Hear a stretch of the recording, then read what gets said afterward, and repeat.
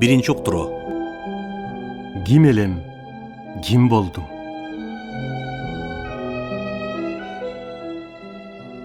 Buyursa bıyıl 2012 жылдын 1 октябрында 85 жашка толом. Ошону менен катар мед институтту бүткөнүмө 60 жыл болот. Үчүнчүсү, байбичем Сокен менен баш кошуп жашаганыма дагы 60 жылдын эсеби келди. Ошентип мен үчүн 2012 жыл ийгиликтүү, жүрөк менен көңүлдү кубанткан, эстен чыккыс жылдарымдын бири. 60 жыл врач-хирург болуп иштедим. Бул аралыкта журт көзүнө түшкөн узак жана байсалдуу жолду басып өтүп, көптөгөн илимий даража жана ардактуу наамдарга ээ болдум. Башынан санасам, медицина илимдеринин кандидаты, доктору, профессору. 34 жыл госпиталдык хирургия кафедрасынын башчысы. Кыргыз Республикасынын эмгек сиңирген врачы. Кыргыз Республикасынын илимине эмгек сиңирген ишмер. Кыргыз Республикасынын илим жана техника боюнча мамлекеттик сыйлыгынын лауреаты. Бишкек шаардык кеңешинин 2 жолку депутаты. Кыргыз Республикасынын жогорку кеңешинин 4 жолку депутаты. Кыргыз улуттук илимдер академиясынын академиги. Кыргыз Республикасынын баатыры. Казак улуттук илимдер академиясынын ардактуу академиги. Пирогов атындагы бүткүл союздук хирургтар ассоциациясынын ардактуу мүчөсү. Кыргыз Республикасынын хирургтар ассоциациясынын төрагасы. Бишкек шаарынын ардактуу атуулу. Улуттук хирургия борборунун директору. Хирургия боюнча кандидаттык жана докторлук диссертацияларды жактоо боюнча илимий кеңештин төрагасы дегендей, кесиптик жана мамлекеттик бир топ мезгил барактарына жазылган сый урмат баскычтарына жетишкен экенмин. Алган сыйлыктарымдын негизгилери: Октябрь революциясы ордени, эмгек кызыл туу ордени, эл достугу ордени, Кыргыз Республикасынын ардак грамотасы, 3 даражадагы Манас ордени, 1 даражадагы Манас ордени, Улуу Петр I ордени, Кыргыз Республикасынын баатыры, илимге кошкон көрүнүктүү салым үчүн берилүүчү Иса Коноевич Акунбаев атындагы алтын медаль, эл аралык алтын фортуна сыйлыгынын медали, хирургтар коомунун эстелик алтын медали, саламаттыкты сактоонун отличнигинин төш белгиси, эл агартуунун отличнигинин төш белгиси, эмгек ардыгери медали, эл аралык руханият ассоциациясынын алтын медали, улуттук илимдер академиясынын 50 жылдыгына арналган эстелик медаль жана башкалар. Мындан тышкары, өзүмдүн окуучуларым Акунбаев атындагы Кыргыз мамлекеттик медицина академиясынын госпиталдык хирургия кафедрасына менин атымды ыйгарып беришкенине да кыйла убакыт болуп калды. Ушул врач-хирург болуп иштеген жылдарымдын ичинде адегенде 60 орундуу госпиталдык хирургия кафедрасы, андан соң өзүбүздүн аракетибиз менен 250 орундуу улуттук хирургия борборуна айланды. Азыркы күндө бул улуттук хирургия борборунда өзүм студенттик мезгилден баштап тарбиялап өстүргөн балдарым менен кесиптеш болуп иштеп келатам. Алардын 11-и медицина илимдеринин доктору, профессор, бирөө улуттук илимдер академиясынын мүчө корреспонденти, медицина жана философия илимдеринин доктору, 23-ү медицина илимдеринин кандидаты, 9-у Кыргыз Республикасынын эмгек сиңирген врачы, Кыргыз Республикасынын ардак грамотасы менен сыйлангандар, 39-у жогорку категориядагы хирург. Мен ушул балдарымдын ийгилигине ар качан кубанам жана чын жүрөгүмдөн сыймыктанам.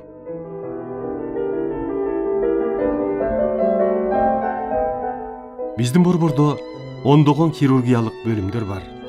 Негизги аткарган ишибиз күн түн дебей тез хирургиялык жол менен айыктыруучу ооруларга жардам берүү. Жылына ушундай оорулар менен келген 7-8 миң адамдын өмүрүн сактап калабыз. Экинчи милдетибиз бул жаштарды тарбиялоо, окутуу, кандидат, докторлорду өстүрүү. Госпиталдык хирургия кафедрасы мед академияга карайт. 5-6 курстагы студенттер бизден окуп, кесиптик такшалуу практикасынан өтүшөт. Угармандарга эскерте кете турган сөз, бул китепте бир дагы алымча кошумча кооздолгон сөз жок. başынан ayağına çeyin menin öz kolum menen iştegen, жасаган, öz gözüm menen görgön, kulağım menen ukkan, başımdan ötken unutulgusuz okuyalar estelip жазылды. Aldıдағы maksat баяндап айтылған нәрселерге, угармандарга, айрыкча медиктерге, жана башка жаш муундарга анча-мынча болсо да сабак болуп калса экен деген эле астейдил тилек. Жогоруда айтылган даража наам, сыйлыктар, элдик чоң урматка мен кантип жетиштим? Колумдан келишинче түшүндүрүп кетейин. Бул аксакалдык даражага, бак дөөлөткө жетиш үчүн эмне деген гана азап тозокторду көрбөдүм. Акырында ошол азап тозокторду майышпастан жеңип, көшөрө иштеген эмгек менен жүрүп, көздөгөн максатыма жеттим го деп ойлойм. Ушул күндө мен көнгөн кесибим боюнча күнүгө 5-6 операция жасайм. Ден соолуктун бирден бир өбөлгө кубаты бул өзүңдүн кесибиңди сүйүү жана талыкпас эмгек экен. Ушундан Кудай айырбасын. Угармандарга менин каалоом ден соолукта болуп, жок дегенде менин жашыма жеткиле.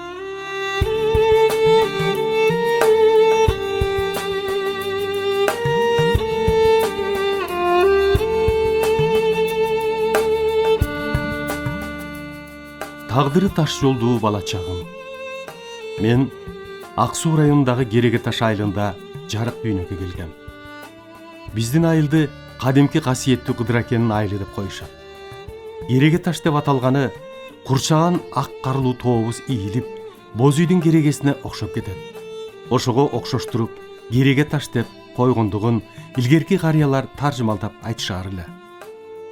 Бала чагым өтө оор турмушта өттү. Уруш убагы, өтө кедейчилик, ачарчылык, кийим кече деген жок. Биздин үй бүлө өтө чоң үй бүлөдөн элек. Чоң атам, чоң энем, өзүмдүн эне атам, бир туугандарым болуп 11 киши турчубуз. Энем 17 бала төрөгөн экен. Ошондон үчөөбүз аманбыз. Ошол убактагы турмушты азыр ойлосом, өтө жаны бектерибиз калсак керек. Биздин үй бүлө эң киче таң калам. Өрөөм боюнча кедейдин кедейи элек. Мал сал деген болгон эмес, көргөн жокмун. Атам мамеке өтө момун, жоош адам эле. Ачка жатсак дагы Кудай берет дегенден башканы айтчу эмес. Кийин ойлойм, атамдын алигидей Кудай берет дегени чын болуп, Кудай берди. Энем байкуш укмуш адам эле. Бою кичинекей, көп сүйлөбөгөн, жоош адам болчу. Бизди багам деп эмне деген азаптарды көрбөдү. Чоң атам Акун өтө мээнеткеч, ачуусу чукул киши эле. Бизди эптеп баккандардын бири энем, бири ушул атам. Үйүбүз болсо топурактан согулган дубал, үстү чоң устун карагай, анын үстүнөн жыгач талдардан бастырып, үстүнөн топурак менен жаап, ичинен шыбап койгонду да билчү эмес элек. Жаан жааганда кадимкидей шарылдап үйгө суу агып турчу эле. Анын үстүнө гүл дагы, топурак дагы ыргытып койчубуз. Ага карабай жаан жааган сайын тамчылай берчү. Ошонун үстүнө шыбап коюуга дагы акылыбыз жетпептир. Эки атам тең 1916 жылкы үркүндөн келгенден кийин Ак Сууда туруучу коңшу орустарга малай болуп иштешиптир. Атам сүйлөсө эле Иванке деп ошол орусун мактап жатып калчу. Чоңоюп эс тартып калган мен, "Ата, малай болуп жүрүп, анан эмнесин мактайсың?" десем, бөлкөгө тойгузчу эле. Орус балдарга сабатчы эмес, деп ыраазы болуу менен жооп берчү. "Эмне иш кылчу элеңер?" десем, "Чочкосун бакчыбыз, малын карашчубуз, жер айдамай, чөп, эгин чапмай деген сыяктуу кара жумуштарын аткарчубуз", деп айта турган. Кийин айылдан тыңыраак ат чыкса эле, "Иванкенин айгырынын тукуму", деп өз малынын тукумундай кубана мактап кирчү. Эми ойлойм, ошондо малай болуп жүргөндө оокат кылышты деле үйрөнүп алышса болмок экен. Мисалы мен 1946-жылы окууну бүтүп, Фрунзеге кеткенче айыл боюнча бир түп алма, өрүк дегенди көргөн эмесмин. Кийин аталарыма ошол орустун өрүгүнүн 10 чакты данегин алып келип, огородуңарга сайып койгонду да билген жоксуңарбы деп айтып калчу элем. Анын данегинен өрүк чыгарын кайдан билдик деп андан бетер таң калтырып сүйлөп коюшчу. Чынын айтканда 1950-жылга чейин биз кыргыздар оокат кылуу, билим алуу жагынан өтө эле артта калган экенбиз. Чоң энем Алтыке өтө сонун, жоош, аз сүйлөгөн, укмуш киши эле. Анда бүт баарыбыз бир үйдө алдыга самандан чоң салып, үстүнө кендирдин жибинен жасалган жасалма ылантык, анын үстүнө эски кийизди жайып, башка жазданаар жаздык дегенден эч түшүнүк да жок. Эптеп жаман тигилген төшөктү жоңго жамынып, катар-катар түшүп жатып алчубуз. Чоң энем байкуш менден ажырабайт. Эшикке чыксам кошо чыгат. Жатканда экөөбүз чогуу жатчубуз. Эсимден кетпейт. Бир түнү чоң атам Акун кеч келди. Жатып алдык эле. Келип жатып атып мени ыргытты. Атаң көр, Нурай. Тур. Мындай тур. Ары барып жат. Деп. Өкүрүп ыйлап, ары барып жатып алдым. Энем байкуштагы ун чыккан жок. Кийин чоңойгондо түшүндүм эмне үчүн ыргытканын. Чоң атам Акун ден соолугу мыкты, күчтүү, кайраттуу киши болчу. Эсимде калганы, бизди өлтүрбөй баккан акыбеттин көбү бул кишинин эмгеги. Жазга жуук ачарчылык. Эски кырманга барып, үймүктөлүп жаткан арпанын саманын эртеден кечке чейин сапырып, бир чакага жетпеген арпаны таап келген кези көз алдымда турат. Экинчи эсимде калганы, күзгө жуук картошка гүлдөп, эгин сарала болуп калганда, атам байкуш бир чоң торатыбыз бар эле. Ошону минип алып, таңга жуук калкоосун сарала болуп калган арпасынын башын оруп, чоң капка салып, атына жүктөп алып келип бизди бакчу. Алып келгенде, ошол кабын көтөрмөк тургай, оордунан козголто албай койдум. Ушунчалык оор, чалабышкан арпа да. Анан атамдан: "Ата, мынча оор капты кантип атыңа артып салып аласың?" деп сурасаң, атымды тушап жыгып алып, анан капты арта салып минип келем, деди. 3-4 күндөн кийин атам: "Атым ушунчалык эстүү ат болду. Каптын жанына алып келип жыгайын дегиче өзү жатып берчү болду", деп аны мактап сүйлөдү. Мен ойлодум: "Ай ата, калп айтып койдуң го", деп. Кийин медицинаны окуп жүргөндө түшүндүм. Шарттуу рефлекс деп коет. Мал болсо дагы ал бир нече көргөнүн тез эле үйрөнүп кете турганын. Атам кайраттуу киши эле дебедимби? Баласы Мамаке армияга кетип атканда, Пржевальскинин аягында пристандан пароход менен алып кетчү. Ошондо жөнөргө аз эле калган. Учурашып калайын деп байкуш атам колхоздун жаманаты менен жетип келди. Эсимде. Аттан түшпөй туруп: "Аман эсен барып кел", деп колун кармап жөнүп кетти. Өлгүчө айылдын уюн кайтарып, бадачы болуп бизди бакты. Мамеке баласы армиядан келгиче оор турмуштун айынан карды тола аш ичпей жүрүп, 1943-жылы 78 жашында кайтыш болду.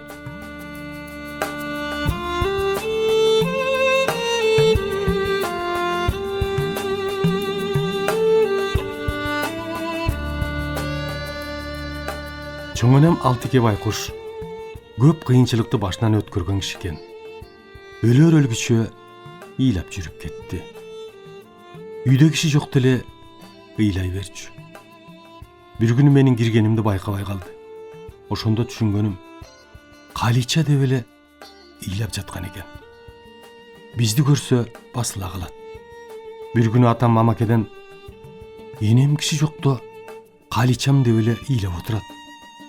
Калича деген ким эле?" деп сурасам, анын жөн жайын толук түшүндүрүп берди.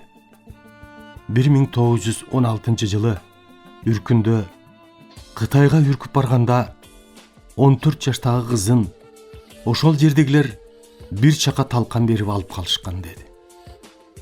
Ошондо кайра келатканда энем байкуш жолдон нечен качып, боюнан түшүп, азап көрүп келген экен. Ошол кызын эсинен чыгарбай, өлгүчө ыйлап жүрүп кетти.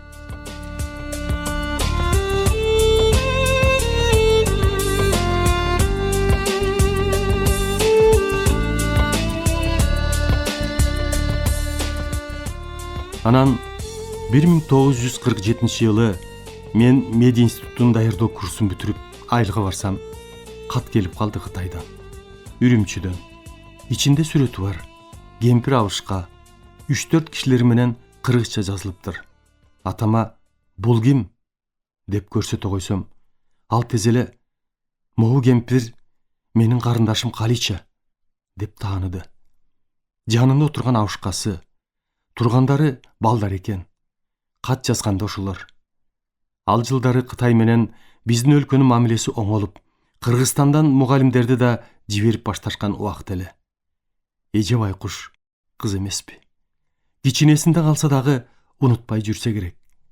Мугалим келди дегенди угуп, ошол мугалимге барып таанышып, атайын келип, мен Кереге таштан Акундун кызымын, бир тууганым Мамаке деп түшүндүрөт.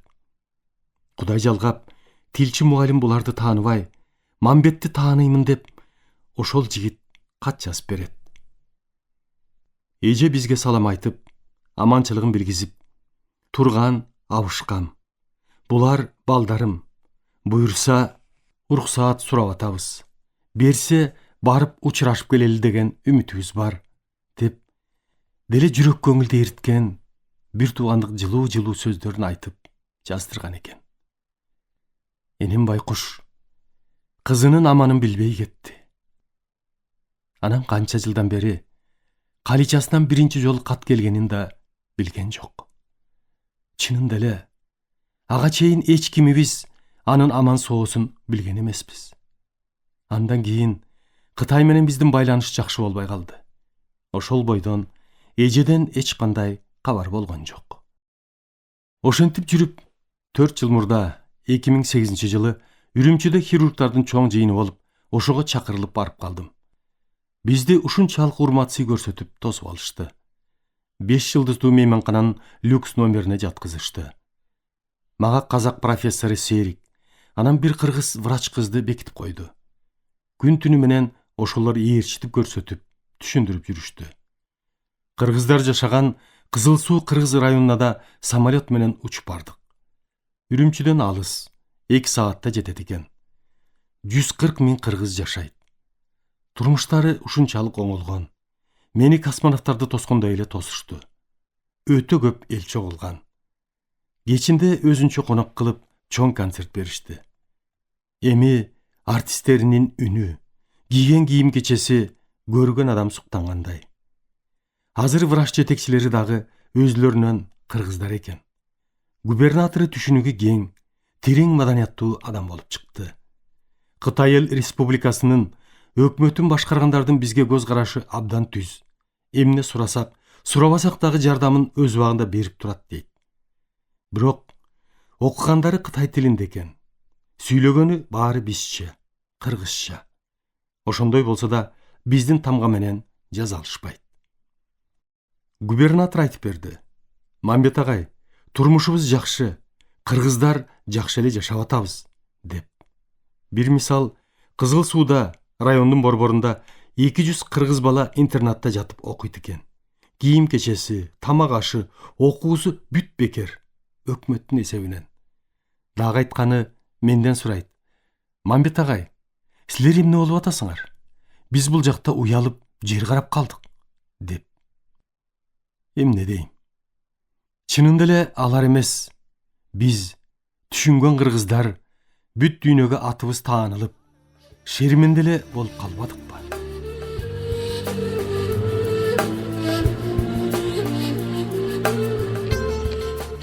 Ошентип жүрүп, Калича эжем эсиме түшө калып, ээрчитип жүргөн кызыма дагы бир топ кытайлык кыргыздар турду эле кеп салып калдым.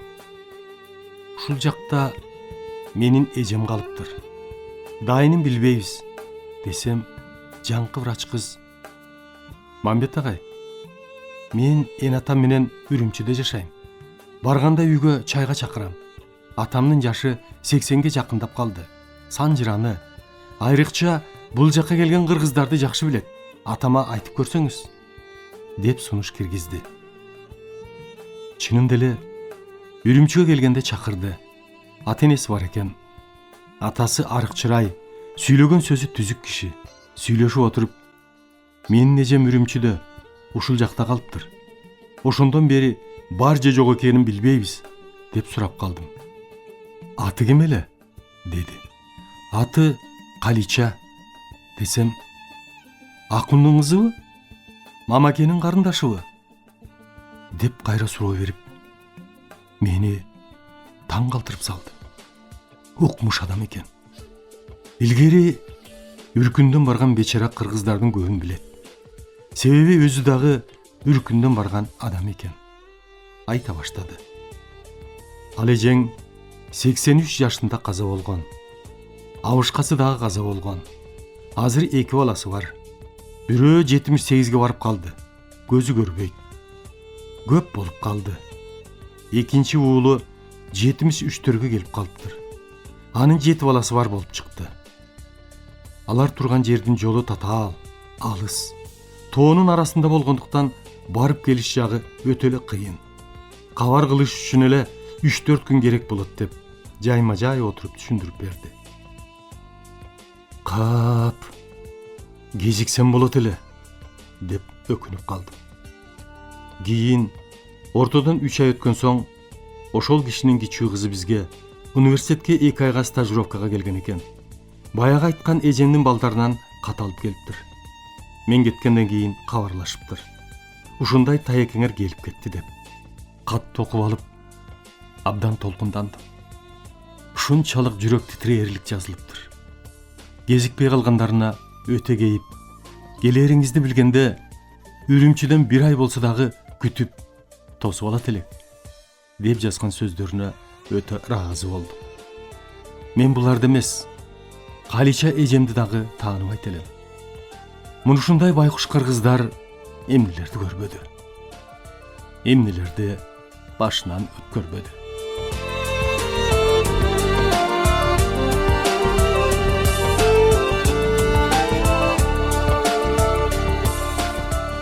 Ошентип, бала чагым өтө оор болду. Ойлочумун, ушундай турмуш менен жашай беребиз го деп. Себеби кереге таштан ары бери чыкпайсың. Жанындагы ак сууга бара албайбыз. Анда жаман орустар жашоочу. Баргандан коркчубуз, сабап коет деп.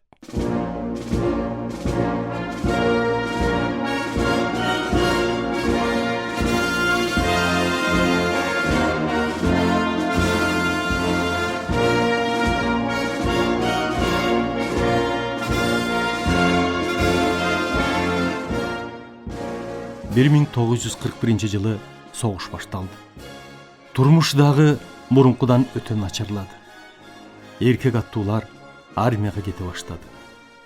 Айылда кемпир абышка, балдар, аскерге жарабаган оорлуу, көзү көрбөгөн, кулагы укпаган анча-мынча эркектер калды. Анда машина, трактор деген жок. Колхоздун негизги тиричилиги апийим, арпа, буудай, картошка, чөп, мал чарбачылыгы эле. Болгон жумуштун баары чөп чабуу, эгин оруу, айрыкча апийимдин түйшүгү өтө машакаттуу, кыйын иш эле. Ушунун баарын кол менен иштечү элек. Кыймылдаткан күч аялдар жана жаш балдар болчу. Апийимдин отоосу тозоктун тозок экенин баса белгилеп айтайын.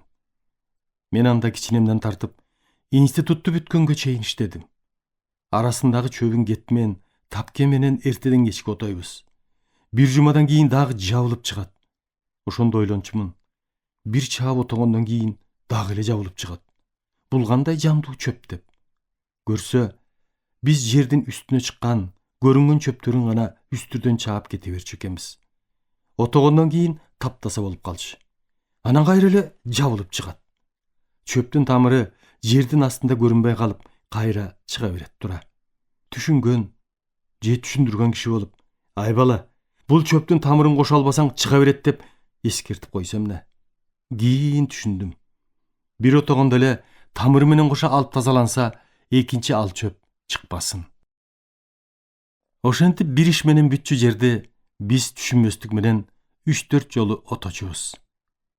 Анан апийимдин экинчи тозогу бул кесе баштагандагы жумушу. Тек шүгүлдөгөндө апийимдин талаасы ушундай кооз, укмуш көрүнчү эле. Күлү түшкөндөн кийин кесе баштайбыз. Кескенде өзүнчө бычак болор эле. Ошону менен түштөн кийин күн салкындаганда кесчү элек. Күн ысыганда кескенде кечке чейин сүтү катат, уюп, эртеси кырганда жабышып булгап, бир топ убана кылат. Кесип бүткөндөн кийин эртеси таңга жуук күн чыга электе кырыш керек. Күн чыкканда кырып бүтүп калыш керек. Ысык көлдө апийим менен көп жыл алек болдук. Адегенде апийимдин эмнеге, кимге кереги бар экенин түшүнчү элек. Анда сураган, кайтарган, текшерген киши жок эле. Кырып келип, каалаган убакта өткөзүп койчубуз. Кийин эле апийимдин баркы, баасы көтөрүлүп, укмуш болуп кетпедиби? Канчалык адамдар өмүрүнөн ажырап, канчасы түрмөгө отуруп келишти. Кийин кайтаруу өтө катуу болду. Ошого карабай уурдачу болду. Эми азыр айдалса, менимче пулемет менен кайтарса дагы алы келбей калды го.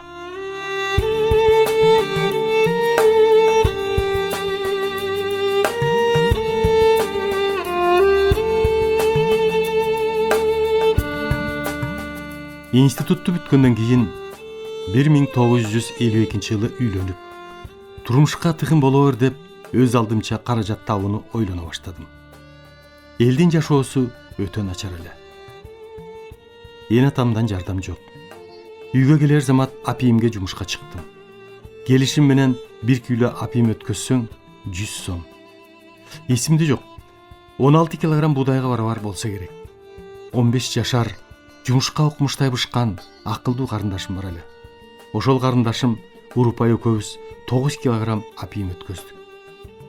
Урупай карындашымды бул жака алып келели деп жатканбыз кетерди. Башкармага кирдим. Ал Дүйшеналы деген биздин айылдык. Мага кайнагалык жайы бар. Мурда районду иштеп жүргөн киши эле. Келсем 900 сом бермек. Ай бала, сен калың төлөп жүрөсүңбү? Ушуну менен кутулуп алчы деп 300 сомду бербей кой. Ой аба, институтту жаңыдан бүтсөм. 3 киши кетип баратабыз. Калыңды кийин мен тыңыганда берейин десем дагы болбой, бербей койду. Ичимден акмак киши экенсиң деп айла жок кете бердим. Кийин апийим кесээр алдында Акбака деген сыйкырланчу жерибиз бар. Ошол жерге бир акбоз бийини сойдуруп, канын чачып, айылдын молдосун алып келип, акбоз аттын кан урсун дедиртип, колдоруна Куран карматып, элдин баарын бирден чубатып өткөрөт. Түшүнгөн комсомол балдар Куранды кармабай, биздин Куран бул деп комсомол билетин көрсөтүп өтүп кетишип, туура эмес иш кылып аткан башкарманын кылыгы жөнүндө райкомго кабар беришип, алар жетип келип, үстүнөн чыгып, башкармалыктан алып салат. Ошол бойдон көргөн жокмун.